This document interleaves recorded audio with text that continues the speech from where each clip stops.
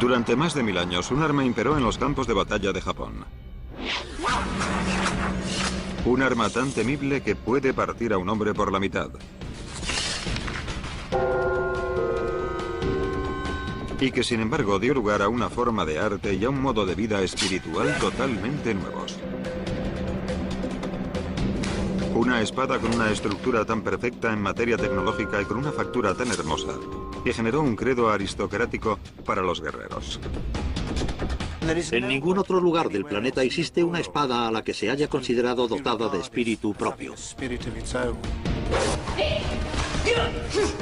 Para mí, la espada japonesa es la mejor del mundo. Tiene todo lo que se le supone a un arma perfecta.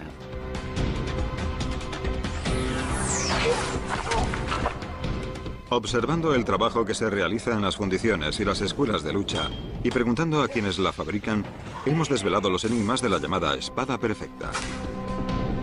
En su interior se oculta la ciencia de secretos seculares, que le confieren su formidable fuerza y hacen su hoja tan aterradoramente afilada. Este es un retrato sin restricciones de uno de los objetos más simbólicos que ha creado jamás el hombre. Así se forjó la leyenda, que es la espada samurái. La espada del samurái. El nacimiento de la espada samurái data de antes del siglo X, época en la que guerreros japoneses de élite servían a los señores feudales de la guerra. Aquellos hombres llamados samuráis, que significa los que sirven, fueron acumulando poder y prestigio. Solo unos cuantos, seleccionados de entre la aristocracia, alcanzaban esa posición. Para los elegidos, significaba una vida de entrenamiento y disciplina que les apartaba del resto de la sociedad. Ser samurái se consideraba un honor, un orgullo. Aquella gente tenía la sensación de pertenecer a una élite formada por los mejores, porque solo los mejores eran elegidos. Para historiadores como el Dr. Stephen Turnbull, fue la espada samurái principalmente la que originó la leyenda. Al parecer, aquella arma era lo bastante sólida como para partir un cuerpo en dos, pero también tan precisa que podía cortar un solo cabello humano. Estaba además diseñada para asajar nada más salir de su vaina, por lo que inspiró una forma de combate totalmente nueva. Para muchos la katana, una espada que se desarrolló en el siglo XVI, posee la combinación perfecta de equilibrio y belleza artística a la que se suma una afiladísima hoja. Oculto en Shimane, al suroeste de Japón, hay un lugar donde aún se produce el metal con el que se fabrican las verdaderas katanas. Esta zona, que recibe el nombre de Hogar de los Dioses, posee minas de minerales muy particulares, decisivas para la forja de un tipo de acero único. El nacimiento de cada katana se produce en un crisol de fuego al fondo de un horno de hierro.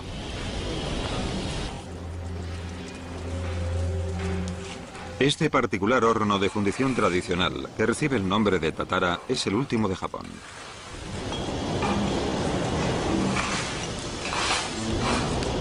Los secretos de este arte ancestral fascinan a los metalúrgicos modernos como David Starry.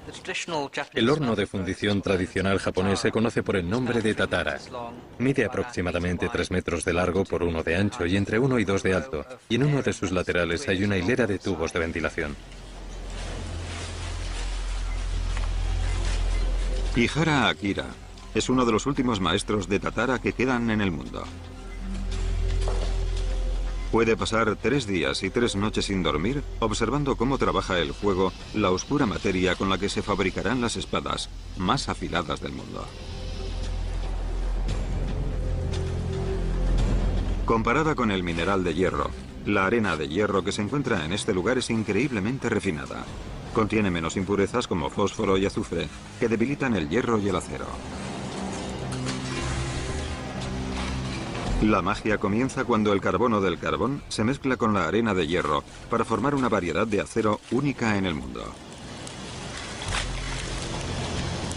Los japoneses llaman a este acero en bruto tamahagane. En una hora la arena de hierro cae al fondo, a lo que llamamos lecho de fuego.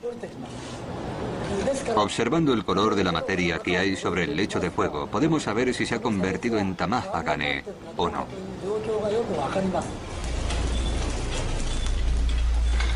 Este acero en bruto nunca llega a fundirse del todo. En parte por eso conserva determinadas propiedades químicas y físicas esenciales para la katana. Para empezar, desde el punto de vista atómico, se conserva una pequeña cantidad de carbono. La suficiente para conferirle a la legendaria espada su primera cualidad imprescindible.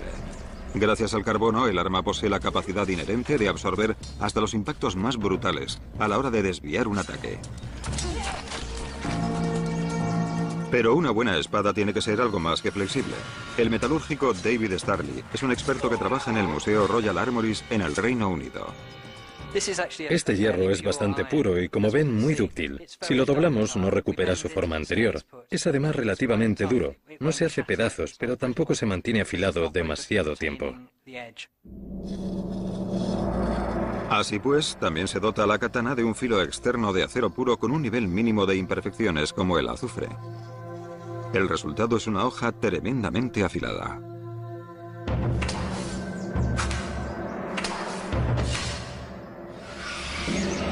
La combinación única de hierro y carbono de la katana le brinda dureza y flexibilidad. Y en manos de un samurái experto, un poder que parece trascender su tamaño y su peso. Los fabricantes de espadas nipones perfeccionaron este arte hace cientos de años. Calentándolos a más de 1000 grados centígrados, el duro acero y el blando hierro se mezclan para dar lugar a una hoja bimetálica. Esto es muy interesante. Aquí tenemos la hoja de una sierra de arco marcada como bimetálica con las mismas características que encontraríamos en la hoja de una espada japonesa con 1000 años de antigüedad. Al término del segundo día, el horno ya ha devorado 2/3 de las 26 toneladas de carbón y arena de hierro. El horno es como un ser humano que se alimenta de hierro y carbón. Tenemos que proporcionarle el sustento que necesita para que pueda producir un buen tamahagane.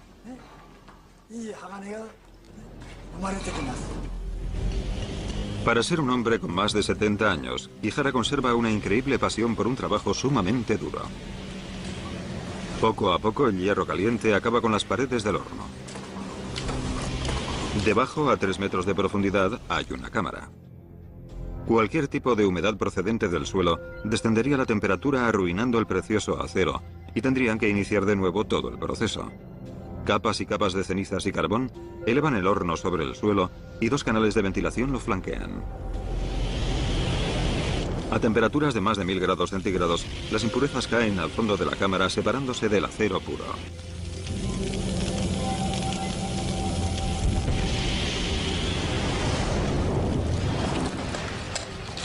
El maestro Kihara carece de herramientas modernas para controlar el proceso, por lo que seguía escuchando el ruido del fuego.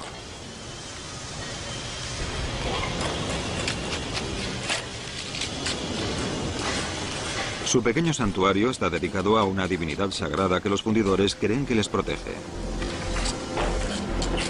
Tras pasar 36 horas alimentando el voraz fuego, todos están agotados. En juego hay más que este nuevo montón de acero. A su manera, estos hombres trabajan para evitar que una cultura ancestral se extinga.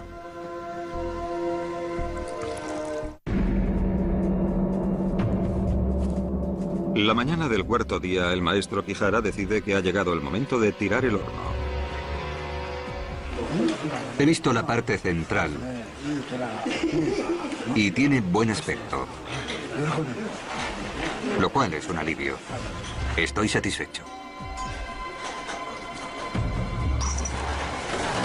Pero aún no pueden permitirse bajar la guardia.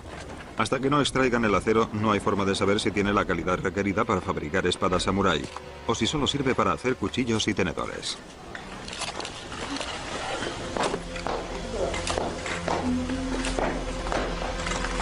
Diez hombres han trabajado en esto durante 3 días seguidos con sus noches. Pero ¿habrá forjado la reacción química entre hierro y carbono del interior del horno un acero lo suficientemente bueno para fabricar una de las mejores espadas del mundo?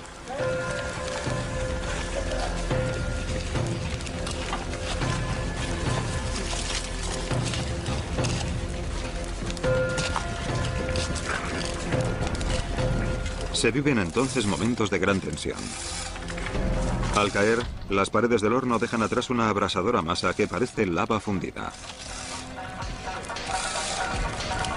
Fueron necesarias unas 26 toneladas de mineral de hierro y carbón para producir este acero en bruto al que aquí llaman tamahagane. De poseer el grado apropiado podría alcanzar un precio de 40.000 euros, 50 veces más elevado que el del acero normal. Ahora el maestro del horno, Akira Kihara, debe determinar qué pedazos poseen la calidad necesaria para destinarse a la fabricación de espadas. Todo depende del contenido en carbono del acero. Poco carbono y una vez terminada la espada podría resultar muy blanda. Un contenido demasiado elevado la haría quebradiza. Las zonas laterales del bloque donde se ha producido una oxidación suficiente ofrecen las mejores perspectivas. En la Universidad de Leeds, en el Reino Unido, se encuentra el Dr. Stephen Turnbull, especialista en la historia de los samuráis. Un dato curioso relativo a la espada samurái es que ninguno de los maestros que las fabricaba hubiera podido detallarnos la composición del acero que utilizaba, pese a lo cual siempre lograban un resultado óptimo. Y eso, sumado al uso que se hacía de la espada, estableció una pauta de perfección que se prolongaría durante siglos.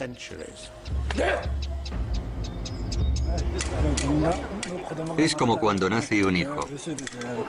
La espera ha merecido la pena. Estoy muy contento. Gracias. Las piezas de tamahagane seleccionadas se someten a examen en Sakurai, una pequeña localidad del centro del país, situada a 50 kilómetros de Kioto. Sakurai es el hogar de uno de los fabricantes de espadas más célebres de todo Japón, Gasan Sadatoshi, cuya familia se dedica a este oficio desde hace 800 años. Para ellos es más que una profesión, una forma de vida espiritual. Le deben su nombre a una montaña sagrada a la que ascendían para rezar a Buda antes de forjar una nueva espada. También aplicaban esa espiritualidad a la forja, como explica el conservador del Museo Royal Armouries de Gran Bretaña, Ian Bottomley. La forja en la que trabaja se considera un enclave sagrado. De hecho, en la mayoría de ellas encontramos en algún lugar un santuario shinto al que el herrero eleva una oración todas las mañanas antes de iniciar su trabajo. Los pedazos de acero en bruto llegan a la fundición, que se halla a 300 kilómetros de allí. Junto a su hijo y su ayudante, Gasan examina minuciosamente el tamahagane para ver si está a la altura de su próxima espada. Busca piezas pesadas de una tonalidad plateada brillante y descartará los fragmentos más vastos y aquellos de color negro grisáceo. Los grandes fabricantes de espadas de Japón eran mucho más que simples herreros. No se limitaban a golpear el metal hasta darle forma de espada. Eran más parecidos a alquimistas. Conocían a la perfección las misteriosas tradiciones del metal, la forma de fundirlo, de moldearlo, de batirlo. Quizá no entendieran su composición química, pero tras años de práctica, de aprendizaje y de tradición, transmitida de maestro a alumno, eran capaces de transformar este misterio en algo totalmente real, la espada samurái.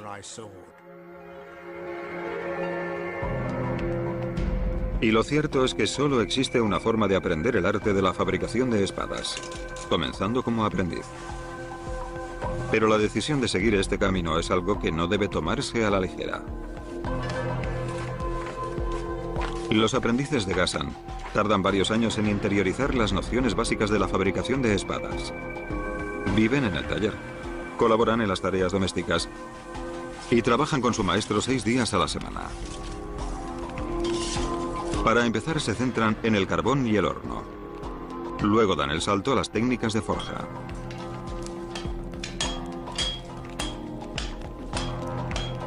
Tras un par de años, pueden comenzar a trabajar en sus propias espadas, pero todavía pasará al menos otro lustro antes de que los pocos afortunados que consigan llegar hasta aquí puedan considerarse expertos en la fabricación de espadas. La forja de esta nueva katana requerirá los esfuerzos de 3 hombres durante más de 3 meses.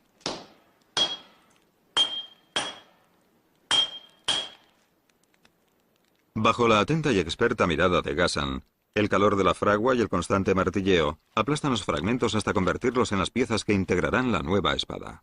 Veo el grado de carbonización en los bordes de estos pequeños fragmentos. Es muy importante a la hora de escoger las piezas adecuadas para conseguir un buen acero. A continuación, las piezas seleccionadas se envuelven en papel y se les aplica un ligero revestimiento de arcilla y cenizas para evitar la oxidación.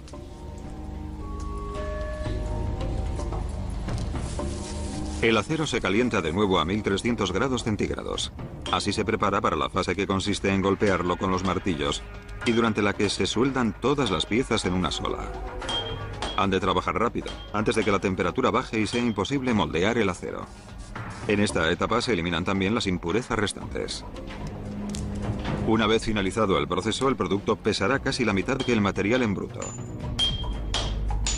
De ese modo, el embrión de la katana se convierte en un solo bloque soldado. Sin embargo, habrá que golpearlo y plegarlo repetidamente, con el fin de distribuir de manera más uniforme el contenido en carbón, para que el metal con el que se fabricará la espada realmente empiece a ser lo que es. Lo que se pretende con el proceso de plegado es mezclar el hierro y el acero, para que el bloque sea uniforme más o menos en toda su estructura. El proceso realizado enteramente a mano exige una precisión impresionante. El contenido en carbono termina siendo de un 0,7% más o menos uniforme en todo el bloque. Ghassan calcula la concentración de carbono observando el color del acero.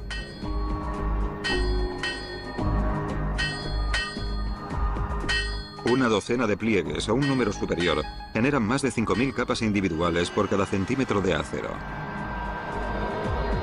Y son esas capas las que producen un patrón llamado yihada, la piel del metal. Lentamente el bloque va adquiriendo la forma de un arma creada para un guerrero samurái.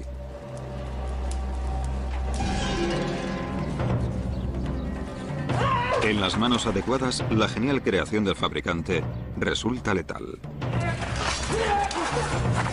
Una espada forjada con no uno, sino 2 tipos de acero. Duro y extremadamente afilado en la hoja y más blando y flexible en el núcleo. El profesor Inoue, de la Universidad Fukuyama, explica esta lógica. Si forjamos una espada a partir de un acero de gran dureza, conseguiremos un arma afilada que, sin embargo, se desportillará fácilmente e incluso podría romperse. Si utilizamos acero blando, probablemente la espada no se rompa, pero tampoco podrá afilarse mucho. Los fabricantes de espadas nipones comprendieron esta contradicción. El triunfo de los fabricantes de espadas japoneses fue combinar hierro y acero. Un material duro en el filo y otro más dúctil en el interior de la hoja, resistencia y dureza. 2 cualidades bien diferenciadas que convierten a la katana en una de las espadas más afiladas y resistentes que se han creado jamás. La combinación de ambos metales es la siguiente fase del proceso. El duro filo, con un alto contenido en carbono, está hecho de acero dispuesto en torno al hierro, más dúctil y con menor contenido en carbono, que constituye el corazón de la hoja.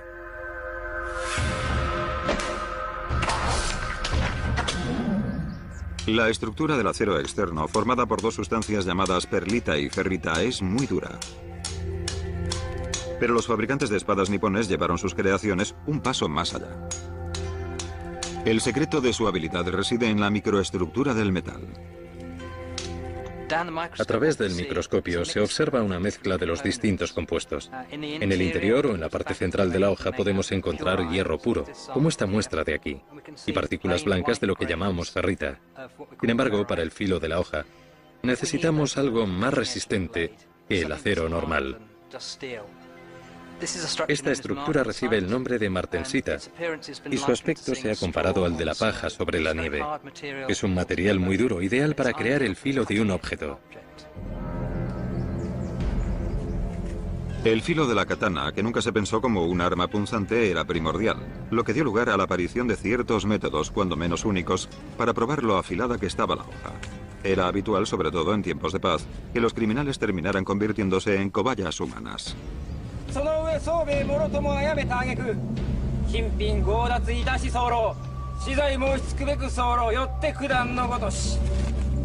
Dependiendo de la gravedad del delito cometido, el infractor podía perder un brazo, una pierna o incluso algo peor.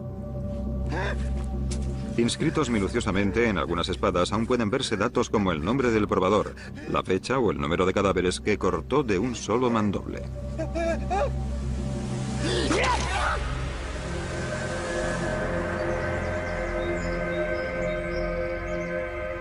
En el taller de Ghassan se está realizando una delicada labor de distinta índole.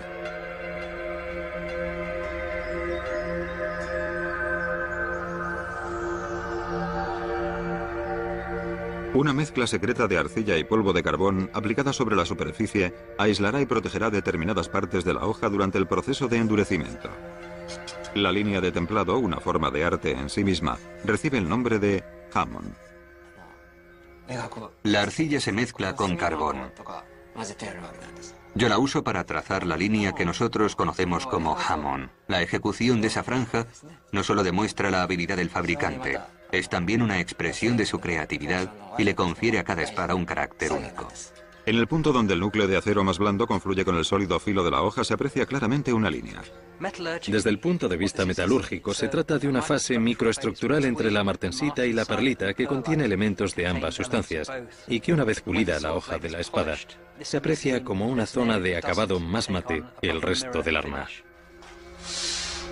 Ghassan oscurece la forja para saber por el color del metal en qué momento alcanza el filo de la espada los 800 grados centígrados.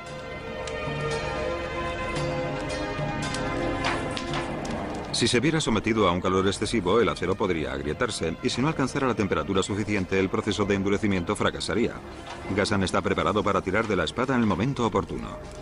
Solo cuando la hoja adquiera el color rojo del sol naciente, la katana estará lista para recibir un alma. Tras calentar la hoja al rojo vivo, se introduce en agua, y las partes que solo están cubiertas por una fina capa de arcilla se enfrían al instante y se endurecen de forma notable. Durante el proceso de endurecimiento, la katana va cobrando vida lentamente.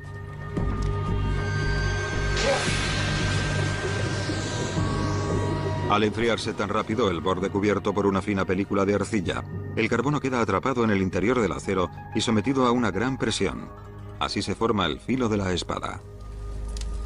El cuerpo del arma, cubierto por una capa de arcilla más gruesa, se enfría más despacio y conserva una mayor ductilidad. Los cambios estructurales que tienen lugar durante el proceso de enfriamiento curvan la katana hasta darle su característica forma. Es entonces cuando Ghassan inicia una de las últimas fases de la creación de su espada, la de pulir el material. Ya determinó el tamaño y el perfil de la hoja cuando diseñó la katana.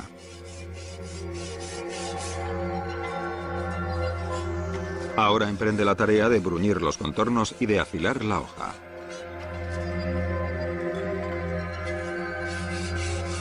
Posteriormente, un maestro pulidor ultimará el bruñido de la espada. Pero en esta fase, Ghassan puede estudiarla para ver si tiene algún defecto, pues tan solo entregará a su compañero artesano una hoja perfecta. En la actualidad, Tokio es la metrópolis más grande del mundo.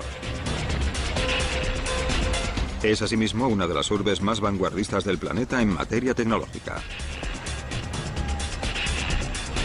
Y el lugar donde se desarrolla la fase final del arte milenario de la fabricación de espadas. El maestro Honami es uno de los pulidores de espadas más reverenciados y respetados del mundo. Hace 14 generaciones que su familia se dedica a esto. Él ejecutará la tercera y última fase del proceso de fabricación del arma. Tradicionalmente, del pulido se encargaba un especialista, sobre todo en siglos pasados.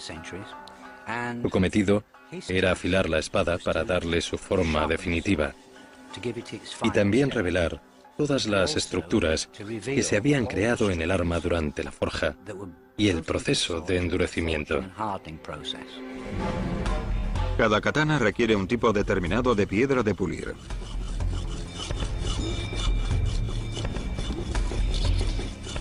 Para seleccionar el más apropiado, el maestro Honami recurre a su conocimiento enciclopédico de todas las escuelas de fabricación de espadas de Japón. En el siglo XIV existían 5 de esos talleres. Y por increíble que parezca, hoy en día los 5 siguen en pie. Las piedras de buena calidad escasean y pueden costar miles de euros.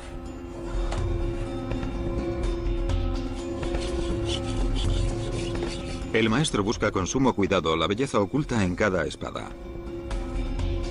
Y después de 10 días puliéndola, utiliza con ella una de las piedras de mejor calidad que existen. La piedra Hizuya es muy pequeña. A veces su tamaño no supera el de un grano de arroz. Aunque Honami mantiene el filo de la hoja lejos de su cuerpo, restregar esos minúsculos granos contra uno de los aceros más afilados del mundo requiere una concentración extrema. Las katanas son muy afiladas. Cuando era joven, solía cortarme a menudo. E incluso ahora es algo que me pone muy nervioso. A continuación, el maestro Honami inicia un proceso que consiste en aclarar la hoja. Así quedará visible la línea en la que confluyen el acero duro y el blando.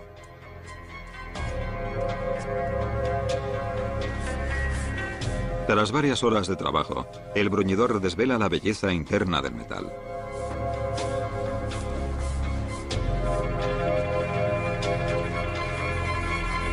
Luego centra su atención en la punta de la espada.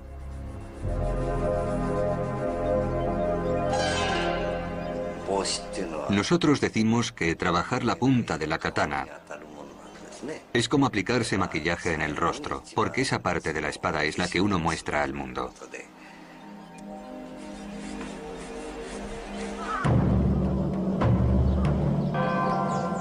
La katana de los samuráis no era solo un arma de gran belleza. Se trataba, además, de un símbolo de poder y posición en el complejo entramado social nipón. En realidad, los samuráis llevaban siempre 2 espadas como símbolo visible de su indiscutible autoridad: la katana y la wakizashi. Exigían respeto porque eran los aristócratas quienes ejercían el mando, aquellos para quienes los agricultores cultivaban arroz, a quienes los comerciantes conseguían determinados artículos, a quienes los actores entretenían y por quienes los sacerdotes rezaban. Pero la gente también les temía, pues, al menos en teoría, eran los únicos integrantes de la población japonesa a quienes se permitía llevar armas.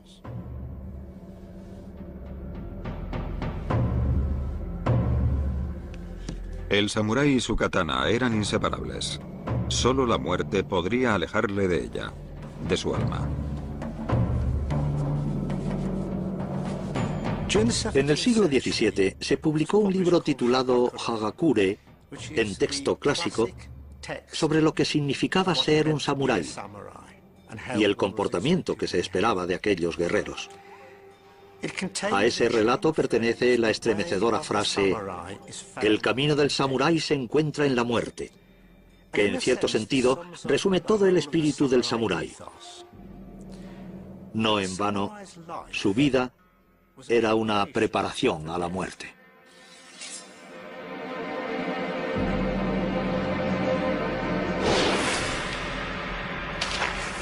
Los guerreros samuráis se tomaban muy en serio este código de conducta. Evitaban ante todo el fracaso, la rendición y el deshonor. Era preferible morir.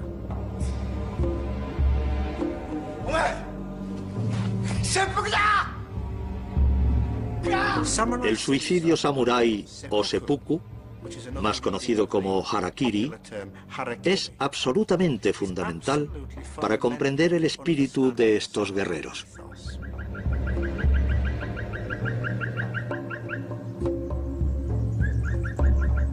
El mayor delito que un samurái podía cometer era la desobediencia.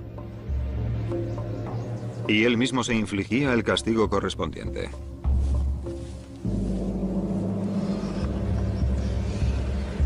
El código que le daba sentido a su vida le exigía que se la quitara.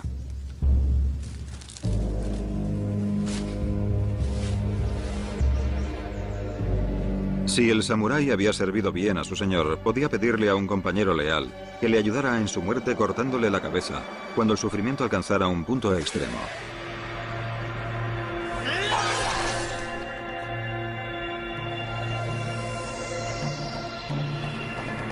La colección del Royal Armouries de Leeds, en el Reino Unido, posee ejemplares de casi todas las espadas fabricadas.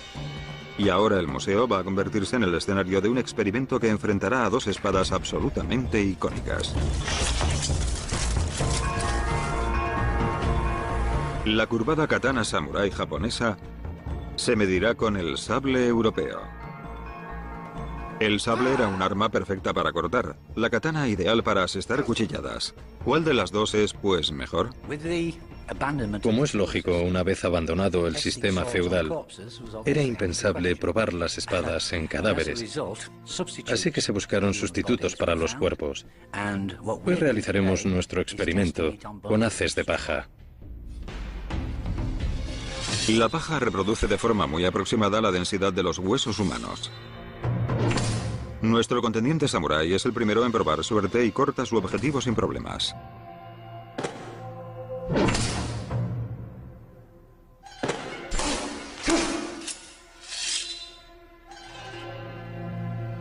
Curiosamente, el sable europeo, pese a su hoja menos afilada, consigue también un resultado excelente.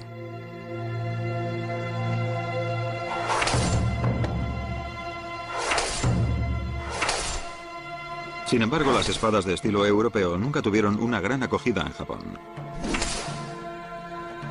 Las espadas europeas que aparecieron en Japón no triunfaron, pues los japoneses sabían que no estaban forjadas igual que las hojas niponas, y para ser sinceros, las consideraban inferiores. Una capacidad de corte similar, pero dos técnicas de combate muy distintas. El uso del sable se basa en la fuerza bruta. Los samuráis, en cambio, preferían recurrir a la velocidad y la precisión en sus enfrentamientos. Sin embargo, en el siglo XVI apareció una nueva arma que puso a prueba tanto a la espada como al guerrero y que cambiaría para siempre la forma de combatir. En Japón, los fusiles disparados por soldados normales y corrientes expulsaron a los samuráis del campo de batalla.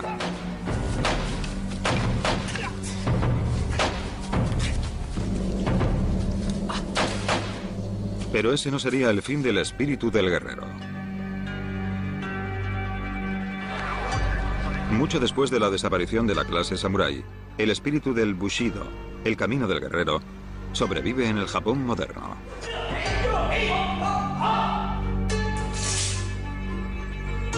Florecen las escuelas donde se enseña el manejo de la espada, y los secretos de la katana siguen siendo tan fascinantes como siempre. Otake Sensei, de 80 años, es uno de los mayores expertos del mundo en artes marciales y ha alcanzado el grado más elevado en la disciplina de la lucha samurái. Pero antes de que transmita a sus pupilos sus 30 años de conocimientos, estos han de hacer un juramento de sangre, el de no revelar jamás ninguno de los secretos de las artes marciales.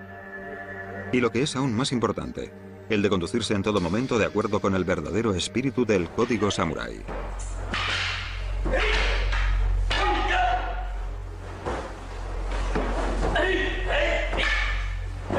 Otake Sensei da clase en la Katori Shinto Ryu, escuela fundada hace más de 600 años. Sin embargo, antes de probar la ciencia de la katana, sus alumnos han de dominar las nociones básicas del combate cuerpo a cuerpo. Cuando se combate, jamás hay que tener el sol de cara. El sol o la luna deben quedar siempre a la espalda. Podemos usarlos para cegar al enemigo. El mejor guerrero es aquel capaz de volver las circunstancias en su provecho durante un enfrentamiento. En esta zona, la coraza es más frágil, por lo que es un buen punto de ataque. Adelante, colócate.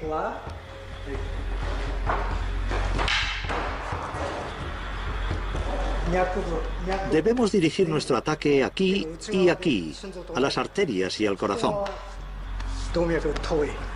Si cortamos por el otro lado, no las alcanzaremos, por lo que es mejor atacar aquí, en el cuello. Claro que también podemos apartarnos.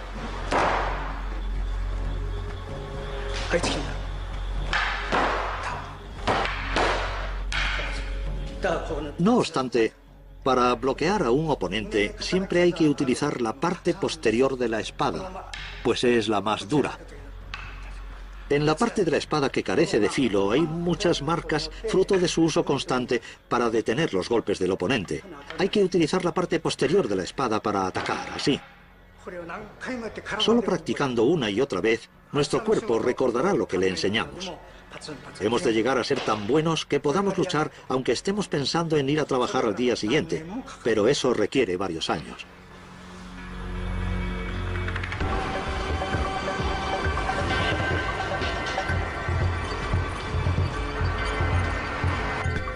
Midori Tanaka es recepcionista en una empresa de electrónica.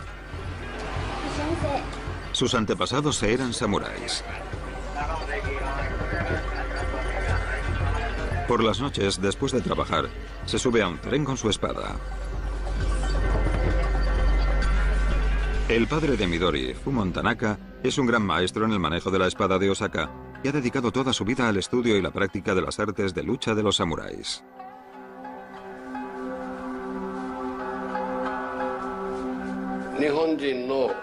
Creo que muchos japoneses todavía pueden encontrar el espíritu de los samuráis en su corazón.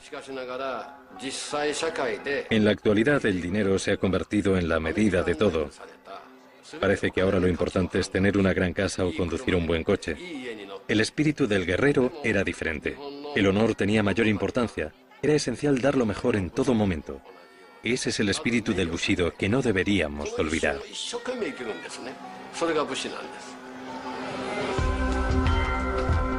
Hoy su casa es un refugio para quienes están dispuestos a seguir este código. Midori le visita allí 3 veces por semana para entrenar. En el último milenio, lo habitual era que solo los hombres fueran entrenados en estas artes marciales. Midori comenzó su formación siendo muy pequeña y espera poder sustituir a su padre en el puesto de gran maestro. Creo que en la actualidad vivimos en una sociedad en la que las mujeres ya no tienen que ocultarse, pero no creo que mi papel en esta escuela de lucha sea especial por el mero hecho de ser mujer. Quiero transmitir los conocimientos que recibí de mis maestros y Midori es mi única hija. Para mí fue una gran alegría que decidiera aprender las artes marciales tradicionales. Si no hubiera tomado este camino, habría tenido que elegir a otra persona para entregarle mis conocimientos.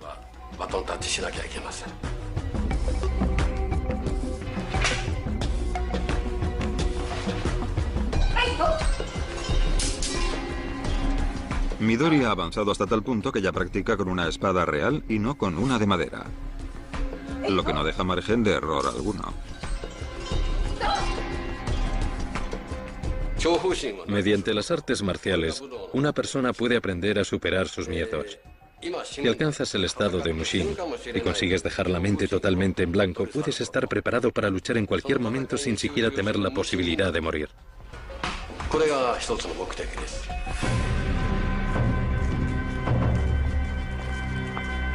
Y nadie mejor que el propio maestro para desplegar ese estado mental tan difícil de alcanzar. Tanaka se prepara para demostrar a qué se referían los samuráis con ser uno solo con la espada y no mostrar miedo alguno. Y por qué sus vidas dependían de la calidad de la hoja. Se enfrenta a un terrible desafío. Su hija le apunta con una flecha al corazón.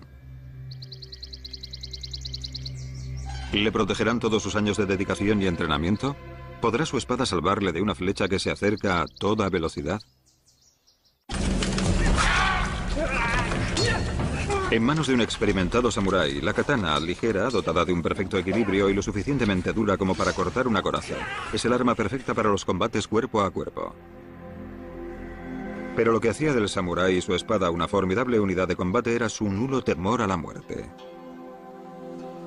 Los samuráis se entrenaban en el arte de la meditación para alcanzar un estado mental conocido como Mushin.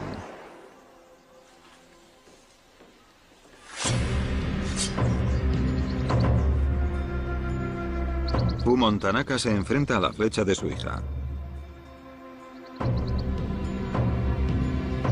En una contienda entre el arco y la espada, estas letales flechas son capaces de atravesar un tablón de 1 centímetro de grosor, más que suficiente para matar a un hombre.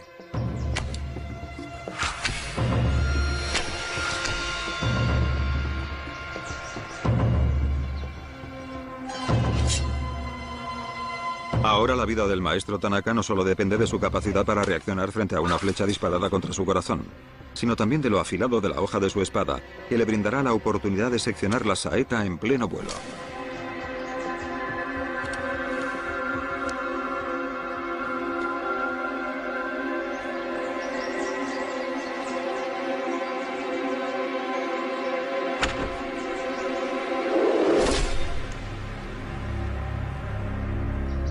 La katana de samurái es la prueba palpable de la capacidad del hombre de luchar para alcanzar la perfección. Es la culminación del trabajo durante siglos de generaciones y generaciones de fabricantes de espadas, cuyo objetivo era crear la mejor hoja del mundo.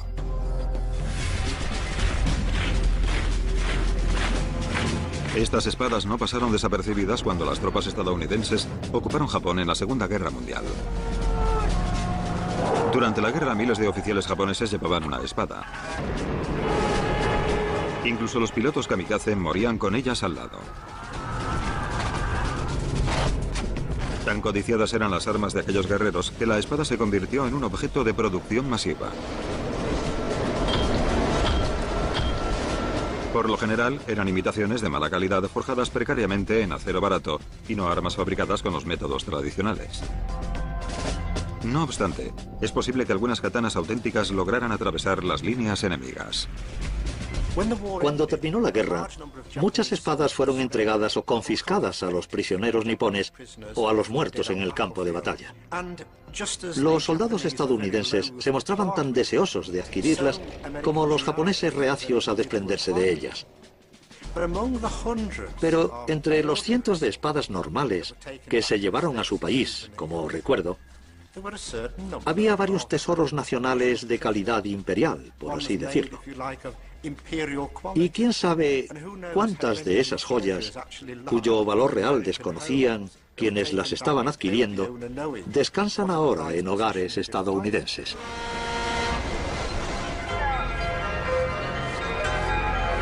Más de medio siglo después, la katana sigue siendo la mejor espada jamás fabricada. Es un objeto de gran belleza, un símbolo de honor. Aunque estos antiguos valores tienen un precio moderno.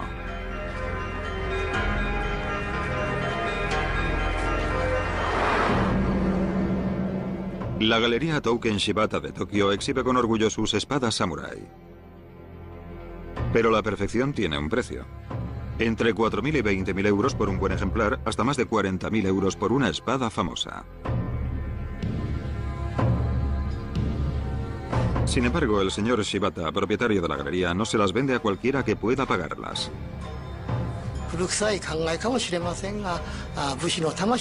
Puede que esté algo anticuado, pero la espada sigue siendo el alma del samurái.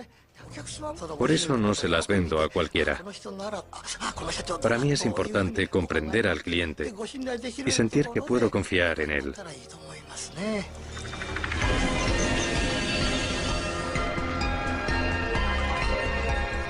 Han pasado ya 3 meses desde que Gasan Sadatoshi terminara de forjar su espada. El maestro Honami, el pulidor, también ha completado su tarea. Es la hora de la verdad. El momento de examinar los resultados de medio año de trabajo, en el que han participado 15 hombres. Ver terminado una espada a la que he dedicado tanto tiempo, con todas sus características al descubierto, me deja sin palabras. Esta katana, fabricada en el siglo XXI con métodos estrictamente tradicionales, es la representación de siglos de conocimientos. Se trata de una hoja perfecta, que combina las cualidades de resistencia y flexibilidad del hierro con un acabado de acero sólido y afilado como una cuchilla. El bruñido, exquisito y letal, la convierte para muchos en la mejor arma de mano que existe. Para mí, la espada japonesa es la más efectiva del mundo. En mi opinión, la espada samurái japonesa es la más extraordinaria que se ha fabricado jamás. Los samuráis y su estilo de vida siguen inspirando a las nuevas generaciones incluso hoy en día. 1000 años de disciplina, devoción inquebrantable y destreza incomparable Son valores que Japón continúa enarbolando con orgullo. Y la leyenda de la katana sigue viva.